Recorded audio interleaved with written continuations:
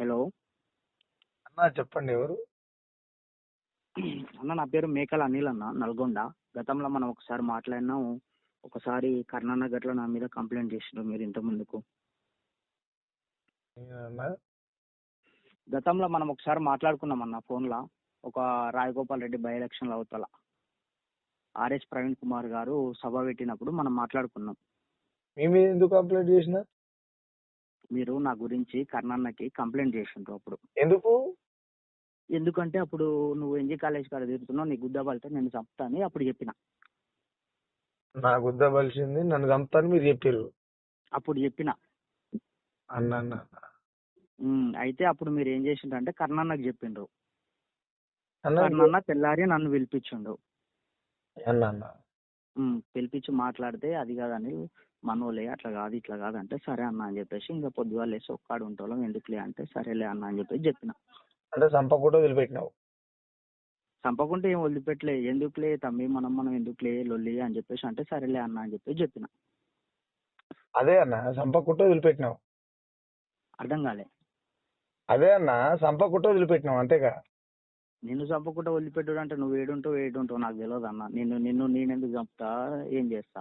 మీరు దొరికించుకోవాలనుకుంటే పెద్ద పని అన్న. నేను మీరు ఫైల్ మానలు, నేను ఎంత చెప్పానో దొరికేది అన్న. చెప్పండి అన్న. చెప్పాలన్నా, ఎలా ఉన్నారు? అంత క్షేమేనా? చాలా మంచిగా ఉన్నానా? చాలా మంచిగా ఉన్నావు, చాలా పాపులర్ గా ఉన్నావు అన్న. మొత్తం నీదే ఉంది హవా. మా నాయనకు పుట్టినట్టు ఉన్నా, మంచిగా ఉన్నా. అదే నాయన పుట్టినట్టున్నావు కానీ మరి పాటలే బాలేగా అన్న. ఎందుకన్నా, ఏమైందన్నా? ఎవరేమన్నా అన్నానా అన్న? అంటే తప్పుగా ఏమన్నా అన్నా ఎవరినన్నా? లాంగ్వేజ్ కానీ అదే అయోధ్య రాముడికి అదేదో మిక్సింగ్ చేసి పాడినావు అన్న. ఇలాగ ఇప్పుడే యూట్యూబ్ ఆన్ చేసిన, నేను నాకు వస్తుంటది. అయోధ్య రామ మందిరం అని చెప్పేసి బండి సంజయ్ వాళ్ళ కొడుకు దాంట్లో వాడినావుగా అన్న. ఆ లైన్ ఒకటి నచ్చక ఫోన్ చేసిన అన్న. అట్లన్నా సనాతన ధర్మానికి బగికి ఏమన్నా సంబంధమా? అంటే నేనేమంటున్నా అంటే అన్న, మొన్నగట్ల అన్న నువ్వు మొన్నగట్ల అయోధ్య రాముంది నీకు ఇష్టంతో అని చెప్పేసి అయోధ్య రాముడు గుడిలో రాయి ఉంటే దేవుడు అని గట్ట అది గట్లా వాడినావు. సరే పాడినావు, మాల వేసుకున్నావు, ఏదో షూటింగ్ చేసినావు, అయిపోయింది. ఇది గట్ల దీనికి గట్ల సంబోధించి నువ్వు ఏదన్నా అటు పాడతావా నీ ఇష్టం. కానీ ఇలా దేవుడు ఏమన్నాడన్నా నిన్ను? అయోధ్య రాముడు ఏమన్నాడన్నా? అయోధ్య గుడి ఏమన్నాడన్నా? అయోధ్య గుడి నన్ను ఏమండి, దేవుడు నన్ను ఏమండి? మరి నువ్వు ఇల్లే ఎందుకు మెన్షన్ చేసినావు అంటున్నా. అంటే నేను మాట్లాడొచ్చా అన్న? మాట్లాడినా మాట్లాడన్నా, నువ్వు మాట్లాడాలి, నేను మాట్లాడాలి. నేనేమంటున్నా అంటే అన్న, రాముని యొక్క రాజ్యంలో ఎలాంటి రక్తపాతం ఉండదన్న. గత ప్రభుత్వంలో ఏం చేసినావన్నా జరిగినప్పుడు? అన్న ఒక్క నిమిషం. నేను రాముని గురించి మాట్లాడుతున్నా, ప్రభుత్వం గురించి మాట్లాడుతున్నా. రైట్, మాట్లాడు. నేను ప్రభుత్వాల గురించి మాట్లాడట్లేదన్నా. మీరు నన్ను ఏం అడిగిర్రు? రాముని గురించి అడిగారు అంతే. రాముని గురించి, అయోధ్య గురించి పెట్టినావు అని చెప్పేసి నేను నిన్ను అడిగిన. నేను అదే మాట్లాడుతున్నాను. మళ్ళీ మీరు ప్రభుత్వాలని ఏదో వేరే మాట్లాడుతున్నాను. రైట్, ఓకే, చెప్పండి. రాముని యొక్క రాజ్యంలో రక్తపాతం ఉండదన్న. రాముని యొక్క రాజ్యంలో మానభంగాలు ఉండేయన్న. ఓకే. రాముని యొక్క రాజ్యంలో అంతరాలు లేవన్నా. రాముని యొక్క రాజ్యంలో సుభిక్షమైనటువంటి స్వేచ్ఛతో కూడుకున్నటువంటి జీవితాలు ఉంటాయన్న. అది ఒక కేంద్ర మంత్రి అయినటువంటి Bandi Sanjay. Okay. Not only Bandi Sanjay, కేంద్ర మంత్రి బండి సంజయ్. ఓకే. ఆయన కొడుకు అనేటువంటి మనిషి ఎవరైతే ఉన్నారో, శ్రీరాముని ప్రపంచానికి పరిచయం చేయాలనేటువంటి, అంటే పరమాత్ముని యొక్క లీలల్ని ప్రపంచానికి చూపించాలనుకున్నటువంటి ముందు వరుసలో ఉన్నటువంటి బండి సంజయ్ అన్న కుమారుడు ఎవరైతే ఉన్నారో, అలాంటి బండి సంజయ్ అన్న కొడుకు తప్పులు చేసినప్పుడు మనం ఆ రోజు సీతమ్మ తల్లిని పట్టుకపోయినందుకు రాముని లంకనే తగలబెట్టినాం. అవును. మరి వీళ్ళు ఎవరన్నా? వీళ్ళు ఎవరు? వీళ్ళు ఎవరన్నా ఒక స్త్రీని వాళ్ళ ఇష్టానుసారంగా మానభంగం చేస్తా అంటే ఎట్లా ఒప్పుకుందాం?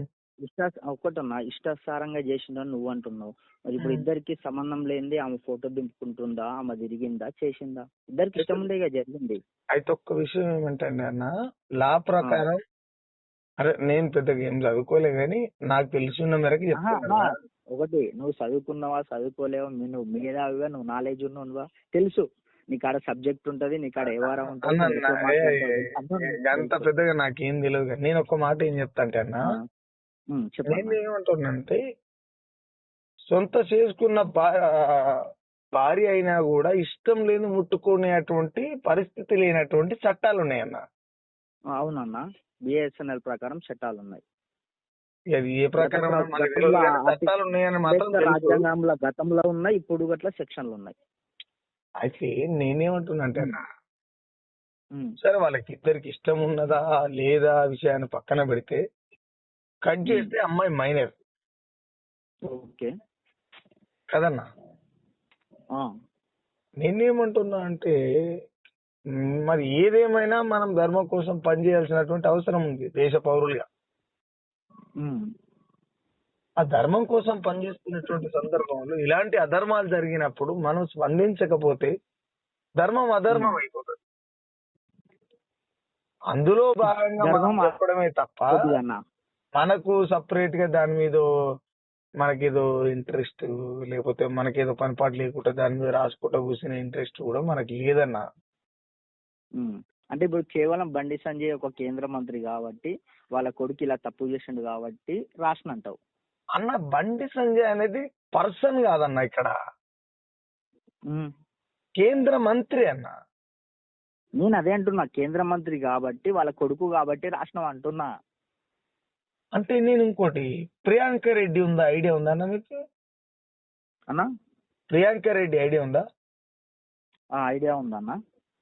సంబంధం లేని 3 పిల్లల్ని ఎన్కౌంటర్ చేసింది, ఐడియా ఉందన్న? ఆ కేసు గురించి ఏమైనా ఐడియా ఉందా? ఐడియా ఉందన్న.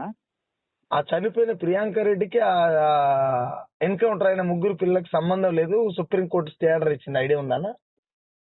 ఉందన్న. నేను వాళ్ళ మీద కూడా పాట రాసన్నా, వాళ్ళ మీద కూడా పాట. ఒకటమ్మా, సరే ఇప్పుడు అప్పుడు సరే తీర్పు ఇచ్చిండ్రు, అది బూటకం ఎన్కౌంటర్ అని ప్రజలు అన్నారు, ఆయన చేసిండు, something is wrong, that's why only, అయిపోయింది. మరి ఇప్పుడు కోర్టు ఏది చెప్పక ముందుకే నువ్వు ఇలా రాస్తే ఎలా అన్నా? అంటే నేనే నా ఇంటెన్షన్ ఏంటంటే, నా ఇంటెన్షన్ కూడా కాదన్నది, నేను పేపర్ లో వచ్చినటువంటి వార్తలే మ్యూజిక్ ముందర పెట్టిన అంతే. ఏ పేపర్ లో వచ్చిందని పంపమంటే కూడా మీకు పంపుతానా? ఎందుకన్నా ఉన్న యూట్యూబ్ ఛానల్ పేపర్లు మొత్తం ట్రెండింగ్ అదే ఉంది వారం రోజుల నుంచి. ఏ పేపర్ లో వచ్చిందో పంపమంటే పంపుతానా? నేను కొత్తగా రాస్తాను, నాకు పెద్దగా ఏం చదివేం రాదు, నేను పెద్ద ఇంటెలిజెన్స్ ఏం కాదు. నేనేమంటానంటే అన్న, నాకు పెద్ద దాని మీద పెద్ద అవగాహన ఏం లేదు, కానీ నాకున్నటువంటి అంశం ఏంటంటే, నేను అమ్మాయిల లంకనే తగలబెట్టినాము, అరే వీళ్ళేందు హిందూ ధర్మాన్ని ఆగం చేస్తున్నారు అనేటువంటి కాన్సెప్ట్ తప్ప. అంటే ఇప్పుడు నీ కాన్సెప్ట్ నేను చెప్పేది నువ్వు సుఖరామ నరసమ్మ చెప్పేది అయ్యాలనే లంక తగలబెట్టినావు, ఇవాళ వీళ్ళని తగలబెట్టలేనని అంటున్నావు ఆ పాటతోటి. అంటే నేనేమంటున్నా అంటే, ఒకటి నీ ఇంటెన్షన్ ఉంటే చెప్పు, దాన్ని కలుద్దాం, మాట్లాడదాం. అయితే నేనేమంటున్నా అంటే, నా ఇంటెన్షన్ ఏం తెలుసా, ఆ రోజు లంకనే తగలబెట్టినటువంటి బలం ఉన్నది, తప్పు చేసిన వాళ్ళని పట్టుకునేటువంటి సత్తా ఈ చట్టాలకు లేదా అనేది నా ఇంటెన్షన్ అన్న.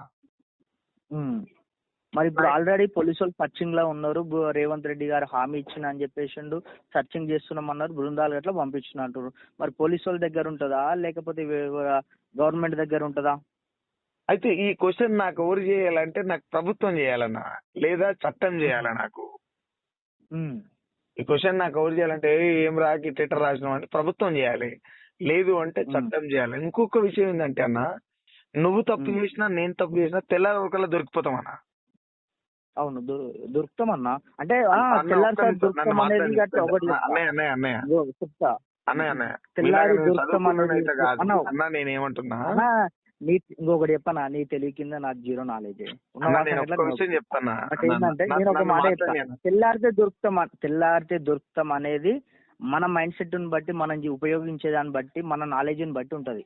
కొంతమంది ఎట్లుంటారంటే తెల్లారి నేను దొరకకుండా మంది గురించి మాట్లాడతలేనన్నా, నేను మంది గురించి మాట్లాడతలేను, వ్యక్తుల గురించి మాట్లాడతలేనన్నా, వ్యవస్థ గురించి మాట్లాడుతున్నా. మీరు వ్యక్తుల గురించి మాట్లాడుతుంది చేసిరా, వ్యవస్థ గురించి మాట్లాడుతుంది చేసిరా? అదొక్క నీ గురించి మాట్లాడటానికే చేసిన నేను. అన్నా నీతోటి మాట్లాడటానికే నేను చేసిన. వ్యవస్థతో మాట్లాడతారా, వ్యక్తి గురించా? నీ గురించే. నా గురించా అన్న? నీతోటి మాట్లాడదామని నువ్వు ఆ పాట రాసిన దాని గురించే చేసిన నేను. వేరే ఇంకో కాన్సెప్ట్ ఏం లేదు నాకు. అన్న ఇప్పుడు ఏంది ఆ పాట రాయడం తప్పంటారా, ఏందన్న అర్థం కాలే. పాట రాయుడు తప్పంటే ఇప్పుడు పాట రాసుడు అనేది అది నీ స్టైలు, నీ నైజాము, నీకు జరిగింది, నువ్వు రాసినావు.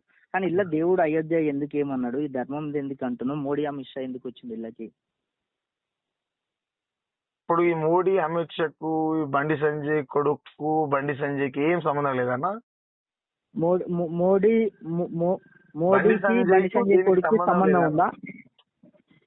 మోడీకి బండి సంజయ్ కొడుకు సంబంధం ఉందా? వాళ్ళిద్దరికి దీనికి బండి సంజయ్కి సంబంధం లేదన్నా? బండి సంజయ్కి సంబంధం అనేది కొడుకు, అది ఫ్యామిలీ, ఆయనకుంటే సంబంధం. ఒక్క నిమిషం అన్న, ఫ్యామిలీ అనేది ఎక్కడ ఉంటుంది తెలుసా అన్న? మన కుటుంబంలో మనం ఏమన్నా చేసుకుంటే అది ఓకే, కానీ జరిగింది కన్నా. ఒక్క నిమిషం అన్న, మన వల్ల ఇంకొకరికన్నా ప్రాబ్లం జరిగినప్పుడు అది సమాజంలోకి వస్తుందన్న. అంటే ఇప్పుడు ఒకటి వాళ్ళ ఇంట్రెస్ట్, వాళ్ళు వాస్తవానికి వాళ్ళు రిలేషన్ లో ఉన్నప్పుడు కలిసిండ్రు, తిరిగిండ్రు, దాని తర్వాత ఇబ్బంది జరిగింది. వాళ్ళు తిరిగినప్పుడు ఎవరన్నా అడిగిరా అన్న? ఎవరు అడగలేదు అన్న. ఎవరు అడగలేదు. మరి ఇప్పుడు అన్న, ఇప్పుడు ఒకటన్నా నేను చెప్తా. ఇప్పుడు ఫర్ ఎగ్జాంపుల్ నువ్వు ఇంకో బ్రదర్ ఇద్దరు కలిసి మంచిగా తిరుగుతారు అన్న. తిరిగినప్పుడు మంచిగా ఉంటది, నీ మీద ఆయన చెప్తాడు, ఆయన మీద నేను చేస్తారు, అయిపోద్ది. ఎమ్మటున్న వాళ్ళ దోస్తులు ఏం చేస్తారంటే ఇద్దరు మంచి దోస్తులు, ఇద్దరు మధ్యలో ఎప్పుడు చిచ్చు కదా, మీ ఇద్దరు గొడవ అయినప్పుడు లేనిపోని చెప్పి అన్ని బయటపడుతుంటాయి. నీ గురించి నువ్వేం చేసేది, ఎక్కడ చేసేది అన్ని బయటపడుతుంటాయి. ఇది గది గట్ల గిట్లా జరిగింది. అది జరిగింది కాబట్టి ఇంత పెద్దగా అవుతుంది. ఒకవేళ ఫర్ ఎగ్జాంపుల్ బండి సంజయ్ కొడుకు కాకపోతే ఇంత పెద్ద ఇష్యూ చేస్తున్నా. Hello hello hello hello hello hello hello అన్న ఒక్క నిమిషం లైన్ ఉండు అన్న, నేను మళ్ళీ చేస్తాను. మళ్ళీ చేస్తాడు కదా, లైన్ ఉండు.